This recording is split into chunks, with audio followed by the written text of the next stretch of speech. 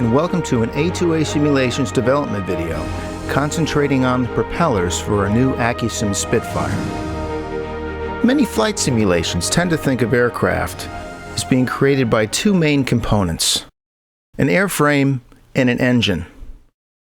But the reality is, an aircraft is made of three primary components: an airframe, an engine, and the propeller. For the race car, it's the tires that meet the road, but for the aircraft, it's the propeller that meets the air. The release of the Accu-Sim Piper Cub introduced a fixed-pitch prop that was attached to a 65 horsepower engine. The first Merlin-powered Spitfires were capable of 20 times the power of that Piper Cub. And the very first Spitfires to roll off assembly lines came with large, fixed-pitch wooden propellers. They later moved to a metal, three-blade, variable pitch. This variable pitch cut about 100 yards off the Spitfire's takeoff run. Then within months, the Mark II comes out with a constant speed propeller. This constant speed unit provided so much thrust that the Spitfire's takeoff run was cut in half. A wooden fixed-pitch propeller goes back to the dawn of aviation, while a constant speed unit brings us right to the present date. This is just another reason why we have created a system that is modular, that allows you to change components. In the Accu-Sim Spitfire within Flight Simulator X, you can change your propeller on the fly. You simply go in the maintenance hangar and click on the available propeller, and it changes it for you right in game. You don't have to reload the aircraft. Incidentally, we also took the opportunity in the Mark I to be able to change your canopy right here in the maintenance hangar. You can load up either a flat or a blown canopy. Okay, let's quickly cover some basics about propellers. Here is an image of a wing traveling through the air. Now, to explain this traditionally, notice how the air above has to travel further than the air below. The air above is essentially being stretched, which creates a vacuum. The wing is then sucked up into the lower air pressure. The faster the speed, the greater the suction, the greater the lift. Additionally, the airfoil is diverting the air downwards. Therefore, the opposite reaction is to force the wing upwards. Now look at the cross-section of a propeller blade. It's an airfoil, just like your wing. Now look at these pictures of an airfoil traveling through the air. Here is an airfoil in level flight. It's creating moderate lift. Here's an airfoil in a climb. At this angle of attack, this airfoil is creating significant lift. Now, if you continue to increase your angle of attack, at some point, that airfoil is going to stop creating lift and it's going to stall. The stall happens when the angle of attack becomes so great the air can no longer travel smoothly over the top. The airfoil goes from creating lift to creating a lot of drag. You basically turn an airfoil into an air brake when you put it into a stall. Okay, here's a propeller in flight. Let's slow it down. Now, notice the pitch of the propeller. The amount of air that this propeller can move backwards is dependent on the pitch and the speed at which this propeller is moving through the air. That is RPM. More pitch and more speed, the more air it moves backwards, okay? Let's say that we are in a 150 mile an hour cruise at low altitude.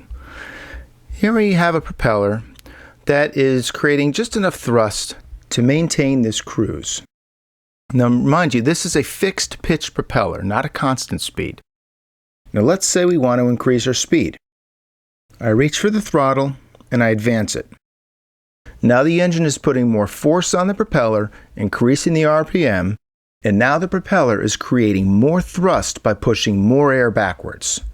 Now, I'm going to pull way back in this throttle, and right now my propeller is creating little or no thrust, but my engine is still maintaining a high RPM. Why? It's because the incoming air is slamming into the front of that propeller and forcing it to keep moving. By driving the propeller, it's also driving this very heavy engine, and that's creating drag, and our speed starts to slow down. Okay, so we have the basic idea here. With the throttle, we are able to control the amount of thrust this propeller is creating. Now, when an engineer sets out to design a propeller, what is the ideal pitch? Well, you have to ask the question, what are you trying to accomplish? Do you want the shortest possible takeoff run? Do you want the highest possible climb rate? Do you want the best fuel economy? Or do you want the fastest top speed? Well, the Weybridge wooden fixed-pitch propeller was designed for top speed. And top speed means maximum power at the highest possible altitude. Now here we are at 18,000 feet, doing about 270 miles per hour indicated, which is a little bit over 350 miles per hour true airspeed. Now watch what happens when we put our nose down. We're already in a propeller overspeed situation. Now watch what happens when we bring our nose up. See, look, as the speed decreases, so does the RPM. This all seems simple enough, but the question is, how do you think this propeller is going to perform on its takeoff roll? Well, let's see.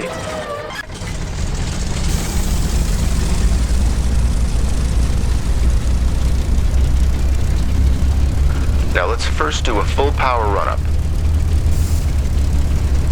Our brakes are on, our stick is back, and we have our mechanic sitting on the tail.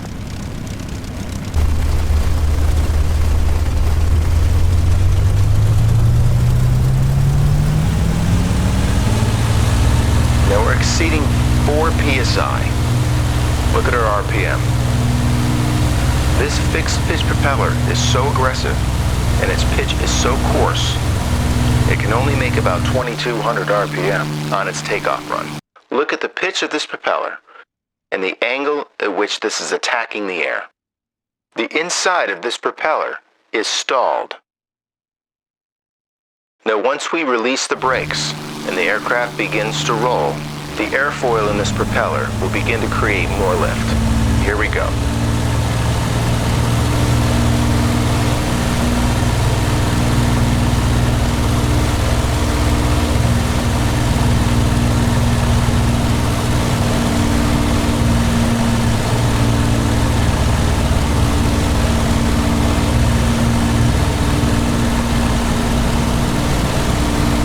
Now take a look at this graph showing the thrust of the takeoff run that we just made. Look how low the thrust is, especially below 50 miles per hour. This poor performance at slow speed is due to this propeller's fixed coarse pitch. So knowing this, someone comes up with an idea. What if we create a propeller that allows the pilot to actually change the propeller pitch in the cockpit? On the takeoff run, the pilot could choose a fine pitch to get an efficient takeoff. And when up in the air, he could then choose a coarse pitch for maximum speed. Let's load up the de Havilland 2-pitch propeller. But let's actually load this propeller when the engine's running. Now I already have the propeller control set to fine pitch, so when I load this propeller, the RPM should go up.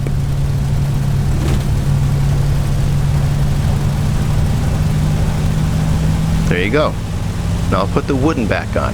Now mind you, I am not touching the throttle.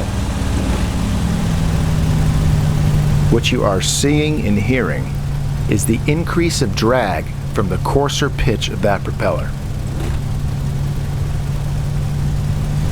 For comparison's sake, let's do an engine run-up to the same power we had before. Now our wooden fixed pitch propeller could get to about 2200 RPM. Let's see what this new de Havilland 2-pitch propeller does in its fine setting.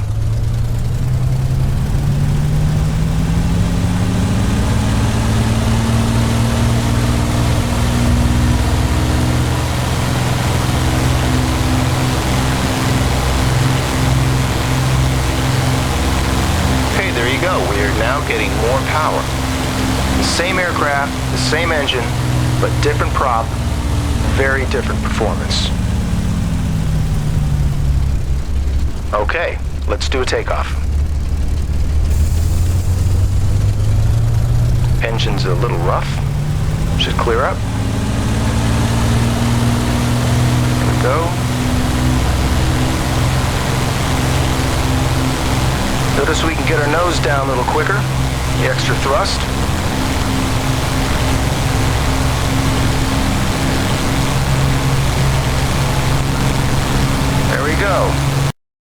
Now, I just paused this because our last takeoff, those hangars are right off our right wing.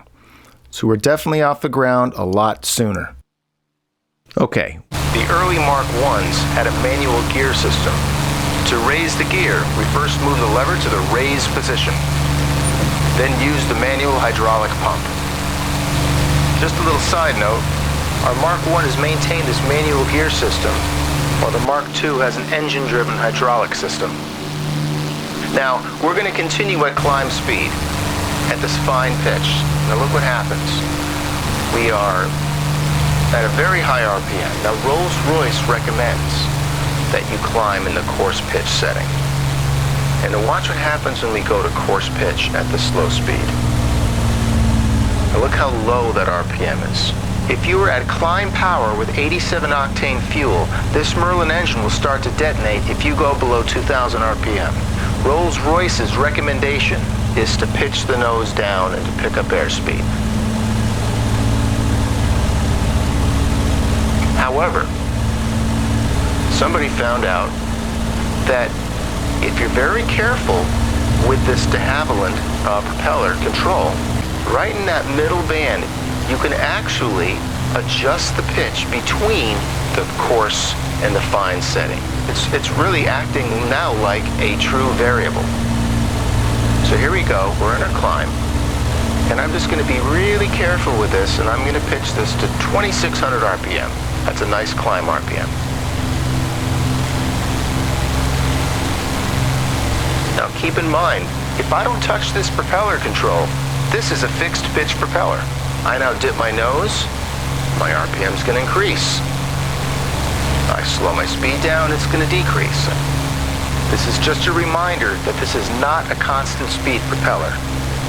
And you will be continually reminded of that in flight because your workload has just increased. So during combat missions, this pilot has to be adjusting his variable pitch propeller. And one mistake can cost him his engine. Let me show you what happens at only 200 miles per hour indicated if we inadvertently throw this into fine pitch. So that's almost 3,600 RPM. Make that mistake at 300, you can blow your engine. How do we fix this? Well, somebody thought, what if we created a unit that allowed the pilot to, instead of choosing the pitch, to choose the RPM? This unit would constantly change the pitch to give the pilot his constant RPM.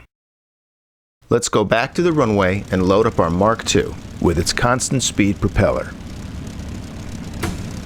Now let's try a run-up. This constant speed unit can achieve even a finer pitch than the de Havilland variable. So let's see what we can get at the same power setting. We'll do about +6 psi.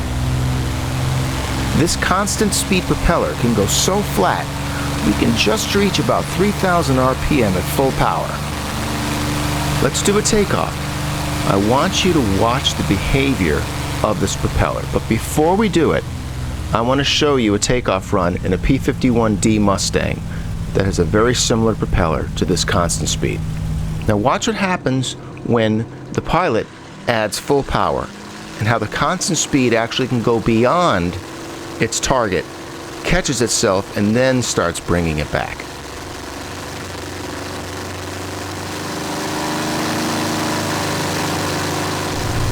Now let's do that same takeoff in the Spitfire. Watch the RPM and listen to the engine. See that? If you notice, it kind of went back and forth a little bit. If you also notice, we got our tail off the ground right away, thanks to the very high takeoff thrust from this constant speed prop. Look at that, I had a sloppy takeoff because I'm not used to this torque. We just launched off the ground. Listen to that engine. It is locked at 3,000 RPM, right where we want it for maximum power. Now let's compare the thrust that we were able to get from each of these propellers. Now here's our wooden fixed pitch propeller. Its coarse pitch is designed for top speed, but at low airspeed it has very poor performance. Now here's our de Havilland 2-pitch propeller set to fine. Its finer pitch gave us about 2,600 RPM and much greater thrust. Notice the more rapid drop in thrust from our fine pitch setting towards the end of that takeoff run. Look at this propeller efficiency chart. The green fine pitch and the red coarse pitch is a good indication of what your 2-pitch de Havilland is doing. As that speed increases, notice that fine pitch is going to drop off really quickly and you have to switch to coarse pitch. Okay, so let's see how our constant speed performed on the takeoff. Okay, our constant speed propeller was holding about 3,000 RPM throughout the entire run. It was holding that 3,000 RPM because it was at its finest pitch at the takeoff roll, and by the end of the runway, it was in a more coarse setting. The same exact engine and airframe, different propeller, almost double the power. This is why pilots are constantly thinking propellers. Okay, let's take one final closer look at how a constant speed unit behaves in flight. Now notice, anytime there's a change in speed or power, this constant speed unit has to compensate for that. And these changes do not happen instantly. Watch how this unit responds to our power changes. We tuned this unit to get the same performance of the actual unit. The constant speed unit uses oil pressure to adjust the pitch one way or another. It's a fairly slow unit, and you'll get the feel for it when you start to use it. You'll naturally make your adjustments a little slower.